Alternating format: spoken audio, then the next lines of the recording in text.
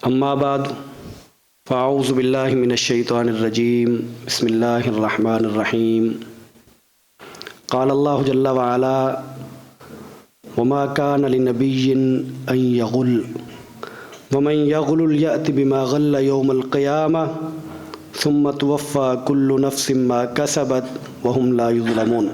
محترم سامعین، قرآن مجید میں یہ آیت مبارکہ جو میں نے آپ کے سامنے تلاوت کی، اللہ تعالیٰ فرماتے ہیں کہ یہ ممکن نہیں کسی نبی کے لیے کہ وہ بددیانتی کرے، وہ خیانت کرے، یہ کسی نبی کے لائق نہیں ہے۔ اور جو بھی خیانت کرے، بددیانتی کرے، وہ قیامت کے دن اس بددیانتی کے ساتھ وہاں حاضر ہوگا، اور پھر ہر شخص کو جیسا اس نے کیا اس کو پورا انصاف کے ساتھ دیا جائے گا، اور ظلم کسی پر نہیں کیا جائے گا۔ سامعین محترم، دین ضابطہ حیات ہے۔ اس جملے کا مطلب یہ ہوتا ہے کہ ہم زندگی کے جو ایام گزار رہے ہیں، اس میں ہر دن، ہر لمحہ کیسے گزارنا ہے، اور جو کام کرنا ہے، اس کی جو بھی نوعیت ہو، کیسے کرنا ہے، اس کی رہنمائی ہم نے اسلام سے لینی ہے، اور اس کی رہنمائی اسلام میں موجود ہے۔ ہم اپنی سماجی زندگی میں اور اپنی معاشی زندگی میں اسلام سے رہنمائی لیتے ہیں، اور ہمیں لینی چاہیے۔ جو ہماری سیاسی زندگی ہے، اس میں بھی ہمیں اسلام سے ہی رہنمائی لینی چاہیے، جبکہ ہم پوری طرح نہیں لیتے۔ آج میں چند باتیں آپ کے سامنے جو ہمارا سیاسی نظام ہے اس کے ایک پہلو پہ آپ کے سامنے ذکر کروں گا، اور وہ اس نیت سے، اس غرض سے کرنا چاہوں گا کہ جو اسلام نے ہمیں نظام دیا ہے وہ آج اپنا لیں، 10 سال بعد اپنا لیں، 100 سال بعد اپنا لیں، خیر اسی میں ہے۔ آپ تب تک کر لیں تجربات۔ اس نظام کو آپ جو مرضی اس کو بدنام کرتے رہیں، اس کو برا بھلا کہتے رہیں، اس کے بارے میں پروپیگنڈے کرتے رہیں، باہر صورت خیر اسی میں ہے۔ نبی کریم صلی اللہ علیہ وسلم کی تعلیمات یہ ہیں کہ باہمی محبت رکھیں۔ ایک مسلمان کی دوسرے مسلمان سے محبت ہونی چاہیے، الفت ہونی چاہیے، ایک دوسرے کا خیال رکھنا چاہیے، ایک جسم کی مانند ہو کے رہنا چاہیے، مسلمان بھائی کی تکلیف کو اپنی تکلیف سمجھ کے زندگی گزارنا چاہیے۔ اور فرمایا کہ محبتیں بانٹنے کا اور محبتیں پیدا کرنے کا اصول بھی بتایا۔ فرمایا تہادو تحابو، ایک دوسرے کو ہدیے دیا کرو، تحائف دیا کرو، اور تحفے باہمی محبتیں پیدا کرتے ہیں۔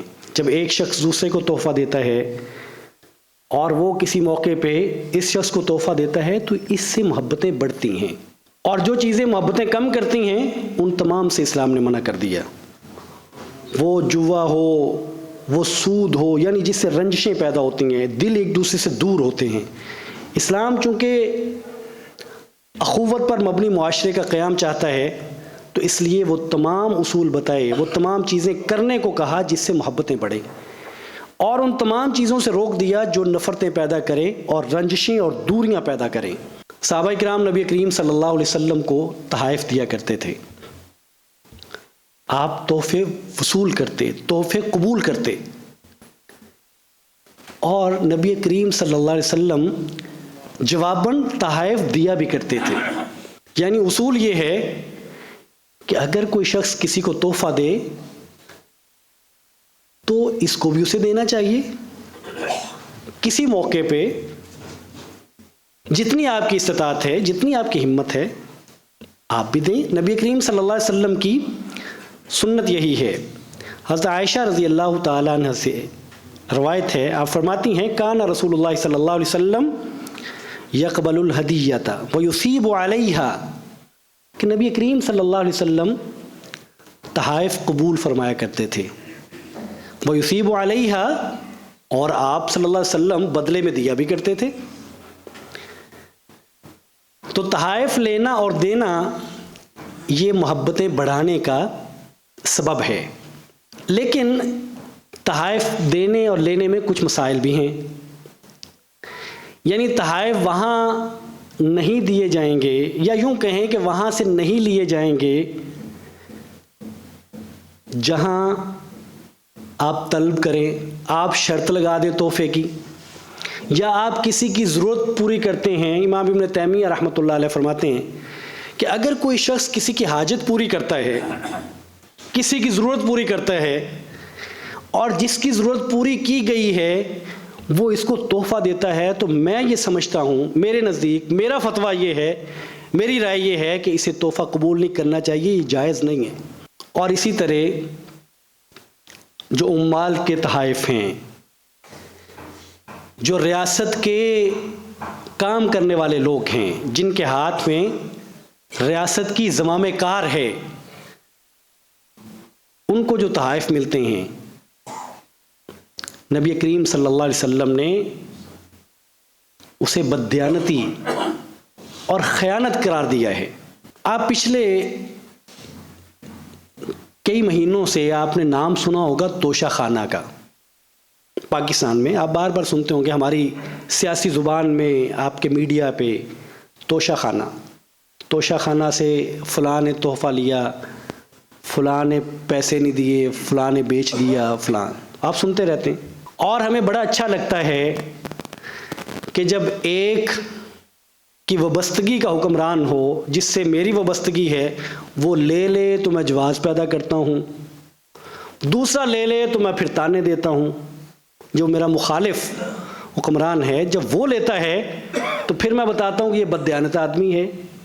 اور جس سے میں محبت کرتا ہوں، جس سے میری وابستگی ہے، وہ لے لے تو پھر میں جواز ڈھونڈتا ہوں اور میں بتاتا ہوں کہ یہ قانون میں ٹھیک ہے، یہ جائز ہے، اس میں کوئی حرج نہیں ہے. تو میں نے ضروری سمجھا کہ یہ بحث اسلام کے نقطہ نظر سے ہمارے سامنے ہونی چاہیے کہ تحائف جو ایک حکمران کو ملتے ہیں، جو خزانے میں آتے ہیں، اسلام ان کے بارے میں کیا کہتا ہے. تو پہلے یہ سمجھ لیجئے کہ پاکستان میں جو تحائف آتے ہیں ان کی صورتحال کیا ہے. پاکستان میں کیا دنیا بھر میں جب حکمران، صرف حکمران نہیں، وزرائے اعظم نہیں، صدر جاتے ہیں، گورنر جاتے ہیں، وزرائے اعلیٰ جاتے ہیں، آرمی چیف جاتے ہیں، اور دیگر جو بیوروکریٹس ہیں جو ریاست کی نمائندگی کر رہے ہوتے ہیں، وہ جاتے ہیں، وہ ممالک کے دورے کرتے ہیں. تو وہاں ایک ریاست دوسری ریاست کے لیے محبت کا اظہار کرتے ہوئے کہ ہمارا آپ سے تعلق کیا ہے، اس کو ظاہر کرنے کے لیے، اس کو سامنے لانے کے لیے قیمتی تحائف دیتی ہے. اور گویا کہ وہ جو تحفہ ہوتا ہے وہ اس شخص کا نہیں ہوتا، وہ ریاست نے ریاست کو دیا ہوتا ہے. وہ ایک فرد نے اپنی ذاتی حیثیت میں دوسرے فرد کو نہیں دیا ہوتا.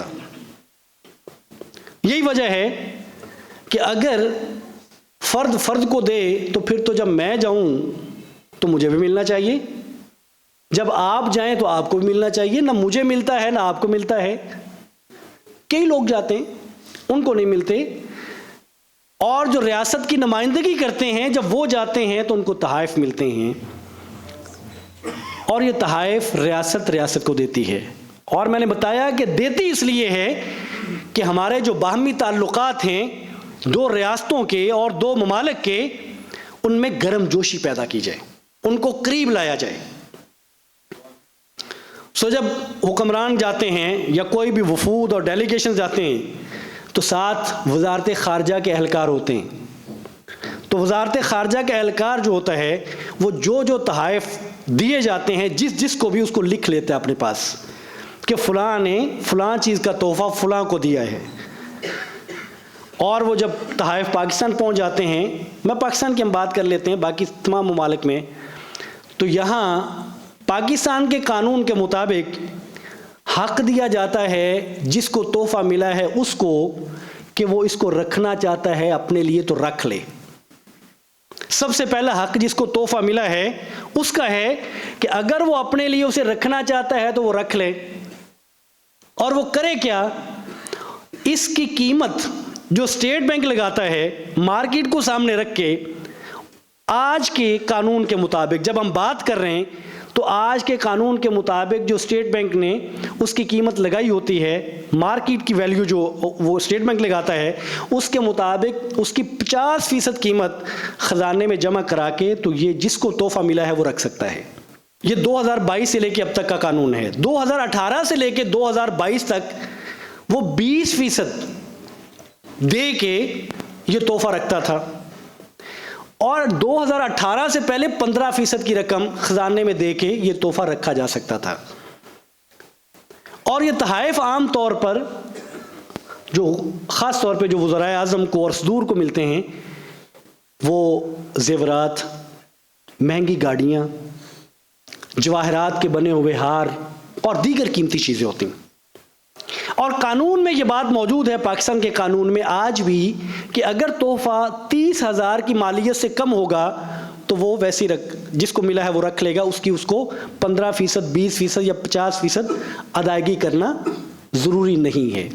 جس کو تحفہ ملا ہے پاکستانی قانون کے مطابق اگر وہ نہیں رکھنا چاہتا تو قانون یہ کہتا ہے کہ پھر جو دیگر ریاست کے افسران ہیں، اس میں سول اور فوجی افسران، ان کو کہا جائے کہ آپ اگر رکھنا چاہتے ہیں تو یہ آفر موجود ہے کہ آپ 15% سابقہ قانون کے مطابق یا 20% اور آج کے قانون کے مطابق 50% ادائیگی کر کے یہ تحفہ رکھ سکتے ہیں۔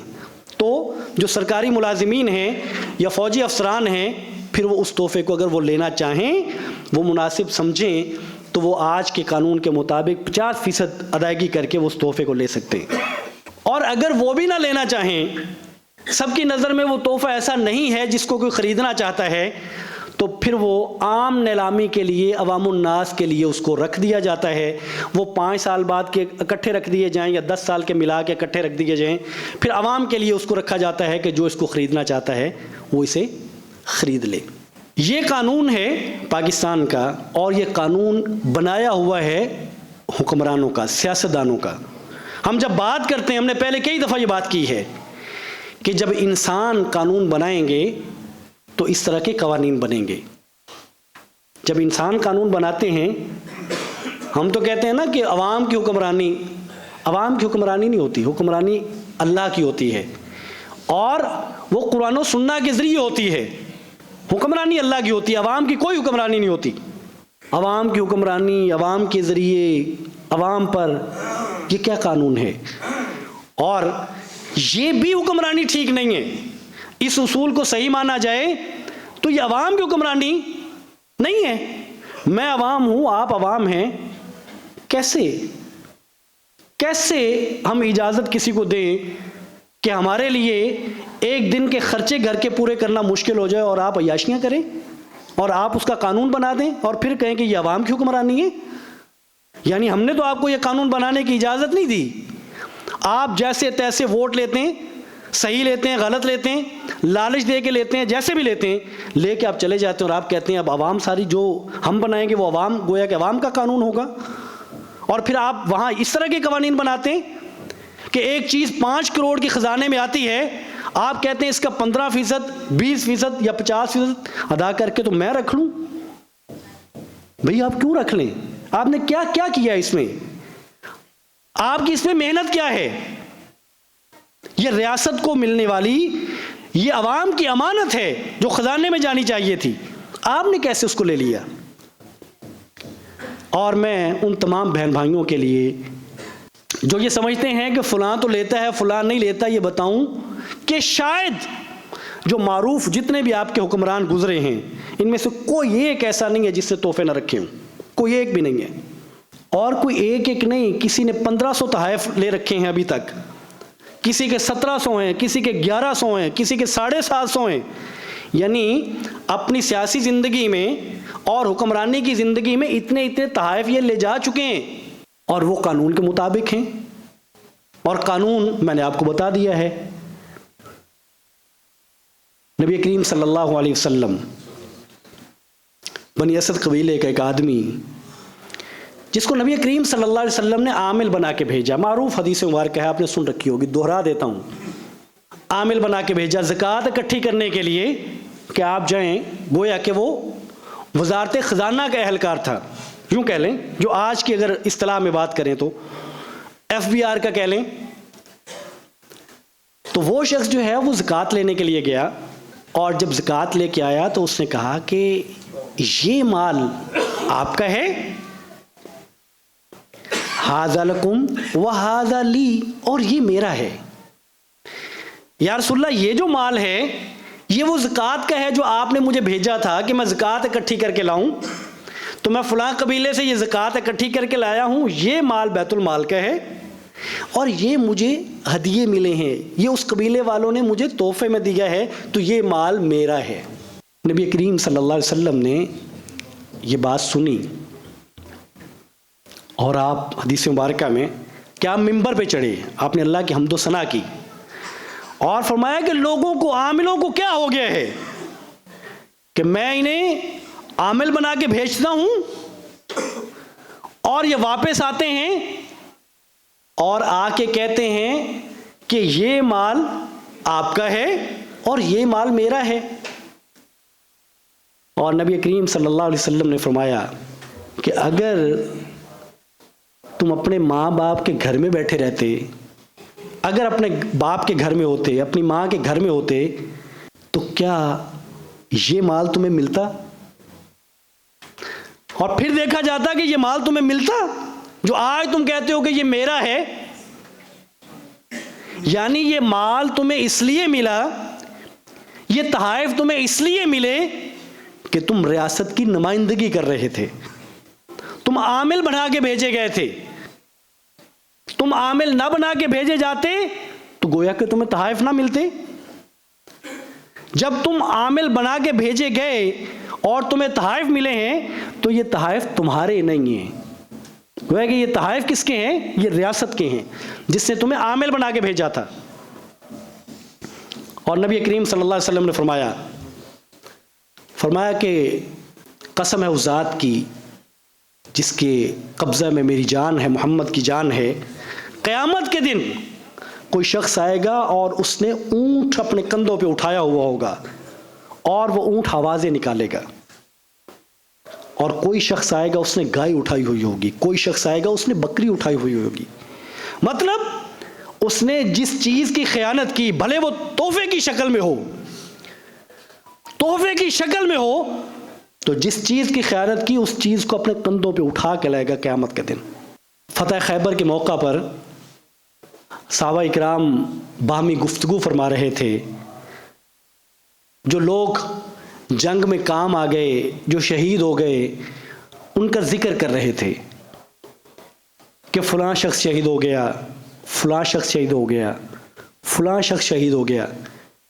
ایک شخص کا نام لیا صحابہ کرام نے تو نبی کریم صلی اللہ علیہ وسلم تک آواز پہنچی، صحابہ کرام کہہ رہے تھے وہ فلاں شخص شہید ہو گیا، تو آپ نے فرمایا نہیں، وہ شہید نہیں ہوا، میں نے اس کو جہنم میں دیکھا ہے، اس لیے کہ اس نے مال غنیمت میں سے ایک چادر چرا لی تھی، غنیمت کے مال میں سے چادر چرا لی تھی، وہ شہید نہیں ہے، میں نے اس کو دوزخ میں دیکھا ہے۔ جب عاملوں کے تحائف کی حیثیت یہ ہے اسلام میں، تو آج کے حکمران کیسے پاکیزہ ہوئے؟ جس نے رقم دی یا نہ دی وہ کیسے پاکیزہ ہوئے؟ یعنی اگر کوئی قانون ایسا بن جاتا ہے جو شریعت کے خلاف ہے، شریعت جس کی اجازت نہیں دیتی، تو وہ بددیانتی ہے، وہ خیانت ہے۔ بھلے آپ اس کا 15% ادا کر دیں، بھلے آپ 20% ادا کر دیں، بھلے آپ اس کا 50% ادا کر دیں، جب اسلام آپ کو اس کی اجازت نہیں دیتا، اس کو آپ کا مال قرار نہیں دیتا، اس کو جائز مال قرار نہیں دیتا، حلال مال قرار نہیں دیتا، تو وہ خیانت ہے، وہ حرام کا مال ہے، اور یہ ان پیٹوں میں جا رہا ہے جو ہماری تربیت کرنا چاہتے ہیں، جو ہمیں بتاتے ہیں کہ قوم کو کیسا ہونا چاہیے، قوم کیسے آگے بڑھے گی، جو روز ہمیں بتاتے ہیں کہ میں ٹھیک ہوں وہ چور ہے، اور وہ بتاتا ہے کہ نہیں میں ٹھیک ہوں یہ چور ہے، اور ان تمام نے وہ تحائف لے رکھے ہیں۔ توشہ خانہ سے سب نے استفادہ کیا ہے. یہ سارے کروڑوں کے تحائف گھر لے کے جا چکے ہیں. اور عوام اس بات پہ لڑتی ہے کہ اس کا تحفہ ٹھیک ہے، اس کا ٹھیک نہیں ہے. یہ جو لے کے گیا ہے یہ جائز ہے، جو فلاں لے کے گیا ہے یہ جائز نہیں ہے. اس نے لے جا کے چونکہ گھر رکھ لیا ہے یہ ٹھیک ہے، اس نے لے جا کے چونکہ بیچ دیا ہے تو یہ غلط ہے. اس کو گھر رکھیں یا بیچیں دونوں صورتوں میں غلط ہے. اس لیے نظام اسلام کا ہے، پھر آپ کو اس طرح کی چیزیں نہیں کرنی پڑتی. جب آپ قوانین بناتے ہیں، اصول آپ بنانا چاہتے ہیں، سیاسی نظام آپ کھڑا کرنا چاہتے ہیں، تو پھر اس میں یہ چیزیں آپ رکھ لیتے ہیں. پھر اس میں آپ رکھتے ہیں یہ چیزیں جس میں آپ کے فائدے ہوتے ہیں. آپ 1 منٹ میں قوانین بدل دیتے ہیں. ایک آتا ہے وہ قانون بنا دیتا ہے ایسا کہ دوسرے کا راستہ بند ہو جائے، اور جب وہ آتا ہے تو سب سے پہلے اس قانون کو بدلتا ہے تاکہ میرا راستہ صاف ہو جائے. اور پھر ہمیں روز بتاتے ہیں کہ قوم کی فلاح، قوم کا مستقبل وہ جمہوریت کے ساتھ ہے. نہیں، وہ اللہ کے قوانین کے ساتھ ہے، جس میں کسی کے ساتھ بیجا ہمدردی نہیں ہوتی، جس میں کسی کے ساتھ ظلم نہیں ہوتا. خالق کا بنایا ہوا ہے، مخلوق برابر ہے اس خالق کے لیے. یہاں جب بنائے جاتے ہیں تو پارٹی کو سامنے رکھا جاتا ہے، ذاتی مفاد کو سامنے رکھا جاتا ہے، اپنی سیاست کو سامنے رکھا جاتا ہے، اور قوانین بنا دیے جاتے ہیں، رد و بدل کر دیا جاتا ہے. اس لیے ریاست کی ایک ایک چیز، ایک ایک قانون، وہ سیاست کا ہو، وہ معاشرت کا ہو. ہم ہمیشہ بات کرتے ہیں، ہم پس گئے. یہ جو اسلام، جو ریاست کا اس وقت مالیاتی نظام ہے، آپ اس کی بات کر لیں. یہ نظام کیا ہے کہ میں اگر روز کا 500 روپیہ یا 1000 روپیہ کماتا ہوں تو میں اسی میں سے آٹا لے کے آتا ہوں، اسی میں سے میں چینی لے کے آتا ہوں، اسی میں سے گھی لے کے آتا ہوں، اسی میں سے ماچس لاتا ہوں، بچوں کا دودھ لاتا ہوں. یہ میں روز لے کے آتا ہوں، اور میں ان تمام چیزوں پر روز مزدوری کرتا ہوں، 1000 روپیہ کماتا ہوں، اور اپنے بچوں کا پیٹ پوری طرح نہیں پال پاتا، لیکن میں ان تمام چیزوں پہ ٹیکس اٹھا کے دیتا ہوں ریاست کو. چینی پہ بھی دیتا ہوں، گھی پہ بھی دیتا ہوں، ماچس کی ڈبیا پر بھی دیتا ہوں، ایک ایک چیز پر ٹیکس دیتا ہوں. چونکہ ریاست کو یہ آسان لگتا ہے کہ اس نے ایک حکم نامہ جاری کرنا ہے اور مجھے دینا پڑ جانا ہے، اس کو آسان لگتا ہے، سو وہ اسی طرح لیتی ہے، وہ بڑھاتی جاتی ہے. اور جن سے لینا چاہیے تھا پتہ چلتا ہے کہ وہ FBR کے ساتھ مل جاتے ہیں. پتہ چلتا ہے جب آپ لانا چاہتے ہیں وہ سڑکوں پہ آ جاتے ہیں، آپ پیچھے ہٹ جاتے ہیں، کیونکہ اب آپ کے سیاسی مفادات کو نقصان پہنچتا ہے. آپ تاجروں کے خلاف نہیں لڑ سکتے، آپ بڑے بلڈرز کے ساتھ نہیں لڑ سکتے، وہ ڈیلز کرواتے ہیں، ان کے فلاں سے تعلقات ہیں، ان سے آپ چھوڑ دیتے ہیں ان کو، یا جب کبھی لگاتے ہیں تو وہ عوام پہ منتقل کر دیتے ہیں. اس کے مقابلے میں اسلام کا مالیاتی نظام یہ ہے کہ جو امیر ہوگا، ایک نصاب مقرر کر دیا کہ اس حد تک جو مالدار ہوگا وہ زکوٰۃ دے گا، نیچے والا نہیں دے گا، نیچے والا 1 روپیہ نہیں دے گا، اور اس کا مال جتنا بڑھتا جائے گا اس کی زکوٰۃ اتنی بڑھتی جائے گی. اور اسلام یہ کہتا ہے کہ تمام جو مالدار ہیں ان سے زکوٰۃ لے کے ان کو دے دیں جو اس نصاب کو نہیں پہنچتے، جو غریب ہیں،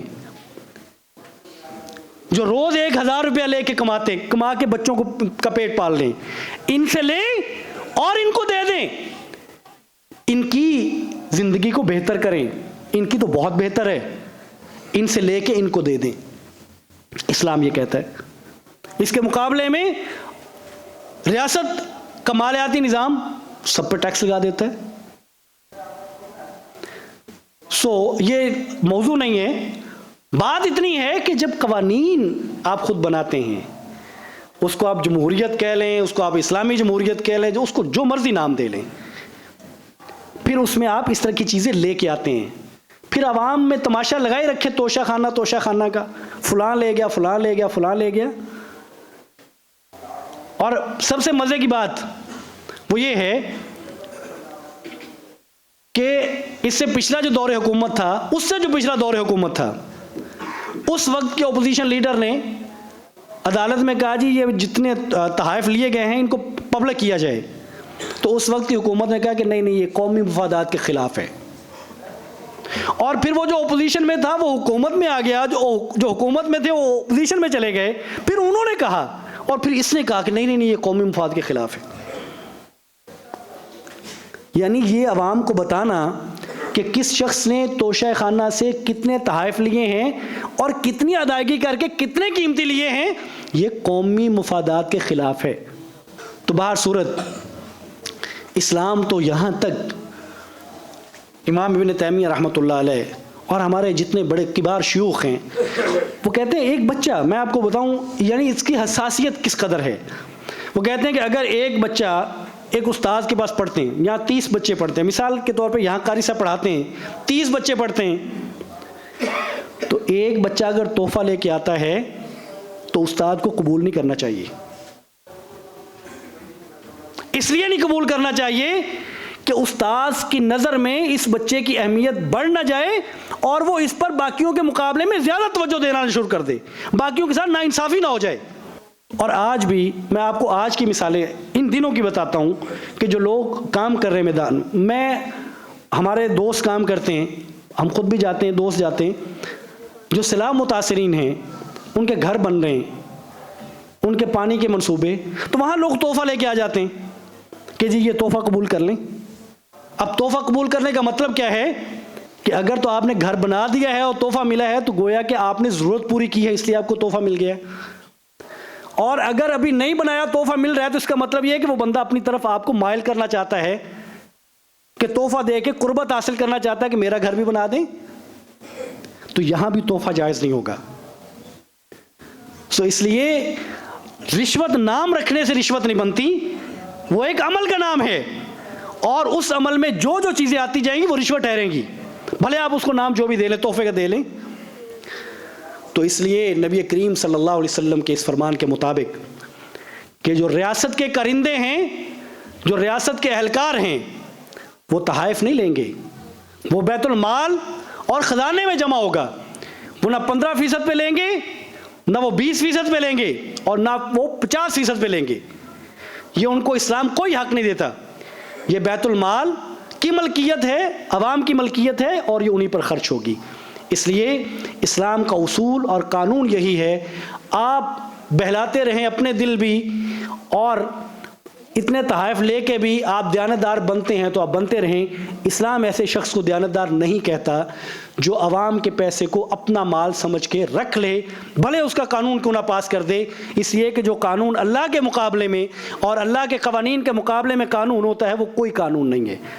تو اللہ تعالی ہمیں توفیق عطا فرمائے کہ ہم عوام الناس اپنی ذات کے لیے، اس معاشرے کے لیے، اس ریاست کے لیے، اس پاکستان کے لیے اپنا کردار ادا کریں، اور اپنا مثبت کردار ادا کریں، اپنی وابستگیاں بالائے طاق رکھتے ہوئے اپنا مثبت کردار ادا کریں۔ جو جہاں غلط ہے وہ غلط ہے، وہ آپ کو کیسا لگتا ہے وہ پھر بھی غلط ہے، وہ آپ کی محبت والا ہے تو بھی غلط ہے، وہ آپ کی نفرت والا ہے وہ تو بھی غلط ہے۔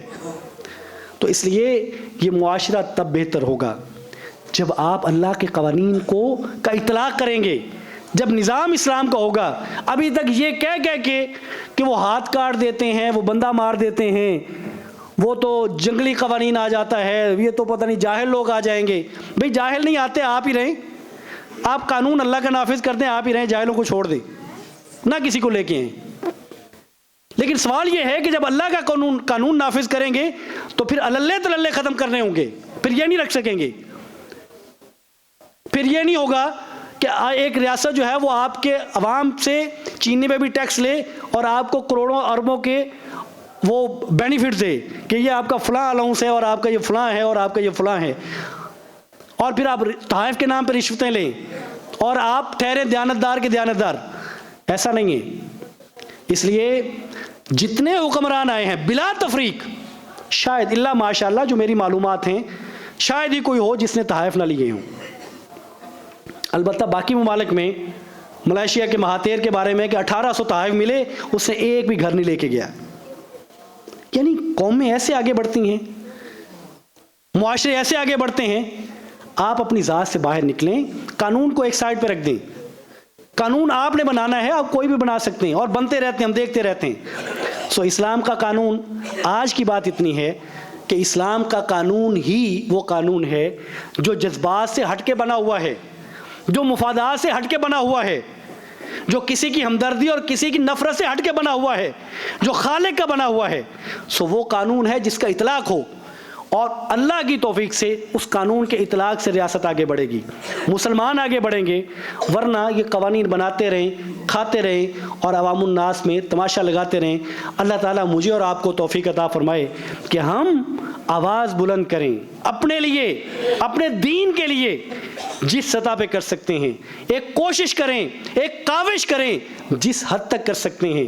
میری ایک طاقت ہے اللہ کی توفیق سے، آپ کی ایک طاقت ہے. فرد افراد بنتے ہیں اور افراد کا نام معاشرہ ہوتا ہے. فرد کی ایک حیثیت ہوتی ہے. اس لیے یہ سمجھ کے کہ میرے آواز اٹھانے سے کیا ہوگا اور سارے ہی چپ کر جائیں، 22 کروڑ عوام اس لیے چپ ہو، ہر بندہ سمجھے کہ میرے یہ کرنے سے کیا ہوگا، نہیں ہوتا ہے. تو ہمیں پازیٹیو اپنا کردار، اپنا رول پلے کرنا ہے. اللہ تعالیٰ مجھے توفیق عطا فرمائے، آپ کو توفیق عطا فرمائے. وآخر دعوانا الحمدللہ رب العالمین.